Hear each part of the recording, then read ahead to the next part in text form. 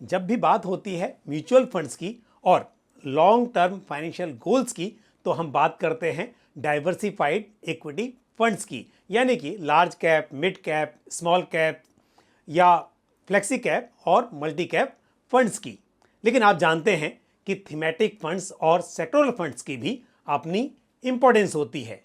नमस्कार, मैं हूं पंकज मटपाल और आज के इस वीडियो में हम बात करेंगे कुछ थीमेटिक फंड्स की। डाइवर्सिफाइड इक्विटी फंड्स जहां एक और सभी तरह के सेक्टर्स में इन्वेस्ट कर सकते हैं, वहीं सेक्टोरल फंड्स जिस सेक्टर को बिलोंग करते हैं उस सेक्टर के स्टॉक्स में इन्वेस्ट करते हैं। लेकिन थीमेटिक फंड्स को डाइवर्सिफाइड फंड्स और सेक्टोरल फंड्स के बीच में रखा जा सकता है। डेफिनेटली यदि बात हो लॉन्ग टर्म की तो यहां पर डाइवर्सिफाइड फंड्स ही बेहतर माने जा सकते हैं, लेकिन समय समय पर कुछ थीम्स ब्रॉडर मार्केट को आउट परफॉर्म कर सकती हैं। लेकिन यह जानना बहुत जरूरी है कि किस वक्त पर कौन सी थीम सुटेबल रहेगी। मैं आपको बताता हूं कि पिछले 1 साल, 3 साल, 5 साल, 10 साल इस तरह से कौन सी थीम्स ने अच्छा परफॉर्म किया। लेकिन इस बात का मतलब यह नहीं है कि जिन थीम्स ने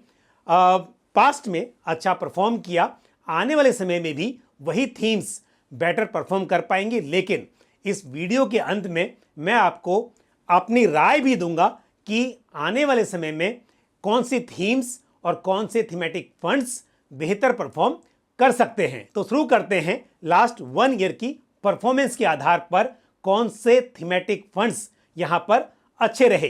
तो यदि हम लास्ट 1 ईयर की बात करें नंबर 1, नंबर 2 और नंबर 3 फंड्स की, तो नंबर 1 पर रहा क्वांटामेंटल फंड और इस फंड ने लास्ट 1 ईयर में करीब 39% का रिटर्न डिलीवर किया। और एक बात ध्यान रहे कि जब मैं यहां पर रिटर्न्स की बात कर रहा हूं, इस फंड की या दूसरे फंड्स की, ये बात होगी डायरेक्ट प्लान्स की, और साथ ही मैं ये रिटर्न्स आपको बता रहा हूं एज पर NAV ऑफ 27 जुलाई 2023। तो नंबर 1 फंड तो मैंने आपको बताया। नंबर 2 पर रहा फ्रैंकलिन इंडिया अपॉर्चुनिटीज फंड और इस फंड का लास्ट 1 ईयर का रिटर्न रहा है 34.50%। और यदि हम बात करें लास्ट 1 ईयर पर नंबर 3 पर जो फंड रहा, और वो है ICICI prudential India opportunities fund और इस फंड का लास्ट 1 ईयर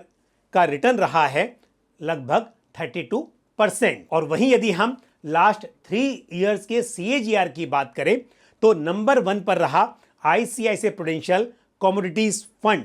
इस फंड ने 46% का CAGR डिलीवर किया है। नंबर 2 पर ICICI prudential India opportunities fund, जो कि लास्ट 1 ईयर में भी टॉप 3 फंड्स में से एक था। और यहां पर हम यदि 3 इयर्स के CAGR की बात कर रहे हैं तो इसका रिटर्न रहा है 38% से अधिक, लगभग 39%। वहीं नंबर 3 पर ICICI प्रूडेंशियल मैन्युफैक्चरिंग फंड रहा और इसका रिटर्न है 32.32%। इंसिडेंटली यहां पर तीनों funds ICICI prudential mutual fund से हैं, लेकिन हम बात कर रहे हैं थीमेटिक फंड्स की।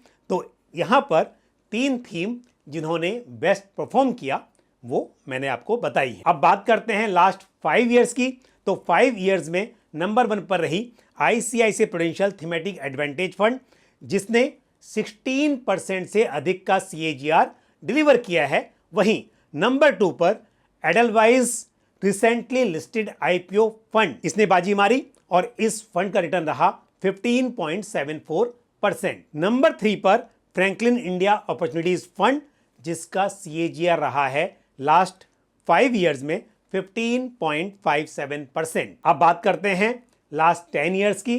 तो लास्ट 10 इयर्स में UTI transport and logistic fund, इसने डिलीवर किया है 20% से अधिक का CAGR।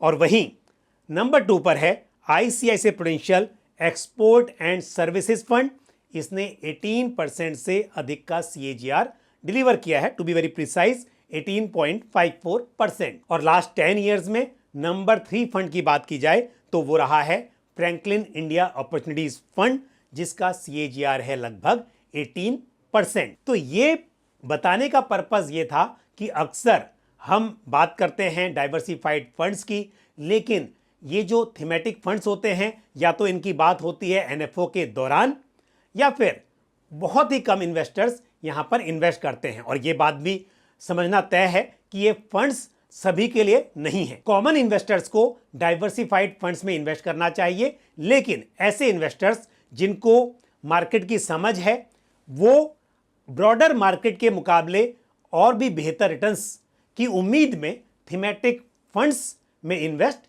कर सकते हैं। अब बात करते हैं आगे आने वाले समय में कौन सी थीम अच्छा परफॉर्म कर सकती है, क्योंकि हमने देखा है कि पिछले कुछ समय में मार्केट में एक अच्छी रैली हुई है। यहां पर स्पेशली मिड कैप और स्मॉल कैप शेयर्स ने काफ़ी अच्छा परफॉर्म किया है और ओवरऑल देखा जाए तो इक्विटी मार्केट काफ़ी ऊपर जा चुका है। लेकिन क्योंकि इंडिया की ग्रोथ स्टोरी काफ़ी मजबूत है और ये समय है कि इक्विटी में इन्वेस्टेड रहा जाए। यहां पर एक थीम जो मुझे पसंद है वो है मैन्युफैक्चरिंग थीम। और यहां पर यदि हम फंड्स की बात करें तो ICICI prudential manufacturing fund, Kotak manufacture in India fund और साथ ही Aditya Birla sun life manufacturing equities fund, ये फंड मेरे हिसाब से अच्छा परफॉर्म कर सकते हैं, क्योंकि गवर्नमेंट का फोकस है मेक इन इंडिया पर और साथ ही कंजम्पशन बढ़ रहा है, डिमांड बढ़ रही है और ऐसे में मैन्युफैक्चरिंग सेक्टर अच्छा परफॉर्म कर पाए ऐसी उम्मीद की जा सकती है, जिससे मैन्युफैक्चरिंग थीम से जुड़े हुए फंड्स को फायदा मिलने की उम्मीद कर सकते हैं। और कंजम्पशन थीम से जुड़े हुए फंड्स की बात की जाए तो ICICI Prudential Bharat consumption fund, Aditya Birla sun life India gen next fund, SBI consumption opportunities fund और Mirae asset greater consumer funds, ये फंड कंसिडर किए जा सकते हैं। मैं यहाँ पर बहुत सारे फंड्स की चॉइस दे रहा हूँ, ये आप डिसाइड करें, क्योंकि यहाँ पर मेरा मकसद फंड से ज़्यादा थीम के बारे में डिस्कस करने का है। स्पेशल सिचुएशन एक ऐसी थीम है जो कि किसी भी बिजनेस में देखी जा सकती है और इसकी वजह से उस बिजनेस की या उस कंपनी की परफॉर्मेंस पर असर पड़ सकता है। ये चाहे गवर्नमेंट पॉलिसीज हो या फिर कोई कंपनीज की इंटरनल प्रॉब्लम्स हो, लेकिन यदि उसको समझा जाए और देखा जाए कि उस वजह से स्टॉक का प्राइस काफ़ी करेक्ट हो गया है और आने वाले समय में यहाँ पर अच्छी ग्रोथ की संभावना देखी जा रही है, तो ये एक स्पेशल सिचुएशन हो सकती है। और हम इस थीम के कुछ सिलेक्टेड फंड्स की बात करें तो ICICI prudential India opportunities fund और फ्रैंकलिन इंडिया अपॉर्चुनिटीज फंड, ये फंड्स कंसिडर किए जा सकते हैं। इसी तरह से इकोनॉमी में डिफरेंट साइकिल्स होती हैं, कभी ग्रोथ होती है तो कभी स्लम्प होता है और हम देखते हैं कि अलग अलग इकोनॉमिक साइकिल्स में अलग अलग सेक्टर्स परफॉर्म करते हैं और यदि फंड मैनेजर्स उन साइकिल्स के हिसाब से सेक्टर्स का एलोकेशन करें तो डेफिनेटली बेहतर रिटर्न्स की उम्मीद की जा सकती है।